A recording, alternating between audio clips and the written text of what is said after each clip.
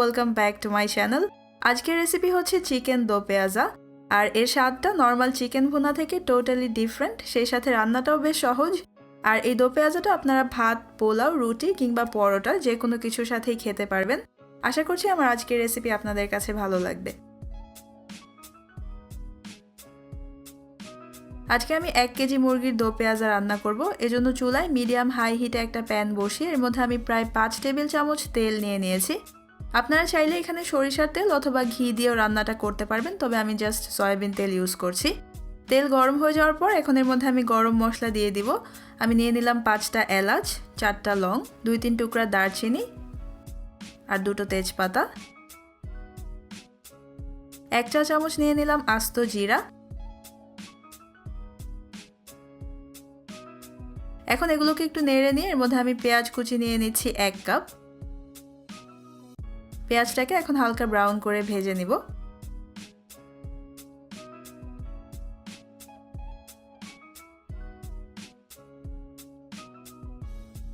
আমি লবণ নিয়ে নিচ্ছি 1 চা চামচ, লাগলে পরে আবার অ্যাড করে নিব, তবে লবণটা আপনারা আপনাদের স্বাদ অনুযায়ী বুঝে নেবেন।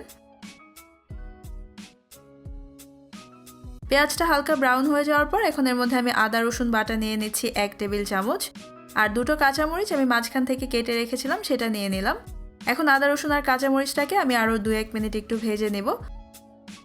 আর আদা রসুনের সাথে কাঁচামরিচটা তেলে ভাজলে গন্ধটা খুব ভালো লাগে, তাই আমি এখানে অল্প করে কাঁচামরিচ দিয়েছি।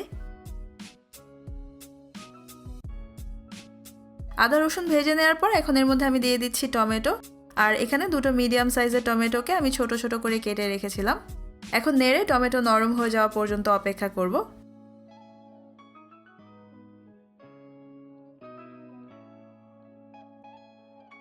টমেটো নরম হয়ে যাওয়ার পর এখন এর মধ্যে আমি সবগুলো গুঁড়া মশলা দিয়ে দিব। আমি 1 চা চামচ নিলাম হলুদের গুঁড়া, 1 চা চামচ জিরার গুঁড়া, 1/2 টেবিল চামচ লাল মরিচের গুঁড়া আর 1/2 টেবিল চামচ নিচ্ছি ধনে গুঁড়া। মশলাগুলোকে একবার নেড়ে মিশিয়ে নিয়েছি, আর এখন এর মধ্যে অল্প পানি অ্যাড করছি মশলাগুলোকে ভালোভাবে কষিয়ে নেওয়ার জন্য।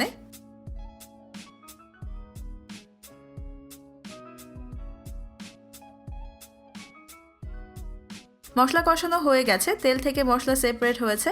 এখন এর মধ্যে আমি আগে থেকে কেটে ধুয়ে রাখা মুরগির মাংস নিয়ে নিচ্ছি 1 কেজি।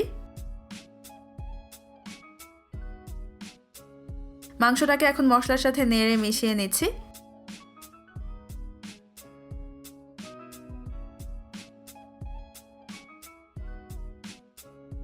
মশলার সাথে মাংস মিশিয়ে নেওয়ার পর এখন এর মধ্যে আমি টক দই নিয়ে নিচ্ছি 1/2 কাপ।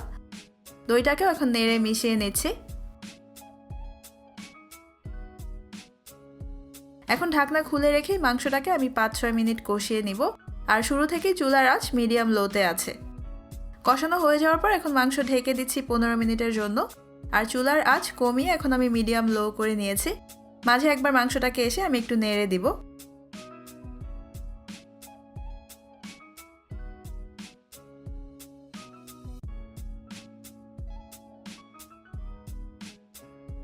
এখন প্রায় 15 মিনিট পর এই মাংসটা অলমোস্ট হয়ে গেছে।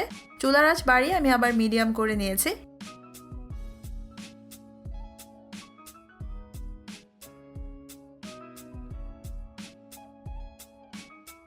এখন এর মধ্যে আমি দিয়ে দিব আরও কিছু পেঁয়াজ। আমি এখানে একটা বড় সাইজের পেঁয়াজকে এরকম বড় বড় টুকরা করে কেটে রেখেছিলাম, সেটা দিয়ে দিলাম।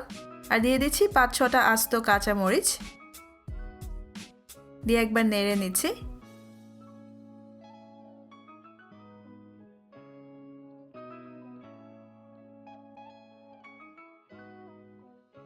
এখন এটাকে আমি আবার ঢেকে দিচ্ছি 5 মিনিটের জন্য। 5 মিনিট পর ঢাকনাটা তুলে নিয়েছি, আর এই চিকেনটা এখন হয়ে গেছে।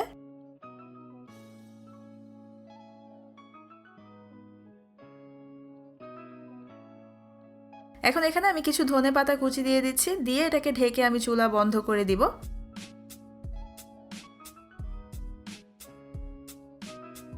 তৈরি হয়ে গেছে খুব মজার চিকেন দোপেয়াজা। আর রান্নাটা কতটা সহজ সেটা তো আপনারা দেখেই নিলেন। আশা করছি আজকের রেসিপিটাও আপনারা বাসায় ট্রাই করবেন। আর বাসায় ট্রাই করলে আমার ফেসবুক গ্রুপে পিকচার শেয়ার করে আমাকে অবশ্যই জানাবেন কেমন হয়েছে। আজকের ভিডিও দেখার জন্য আপনাদের সবাইকে অনেক ধন্যবাদ। সবাই খুব ভালো থাকবেন। আল্লাহ হাফেজ।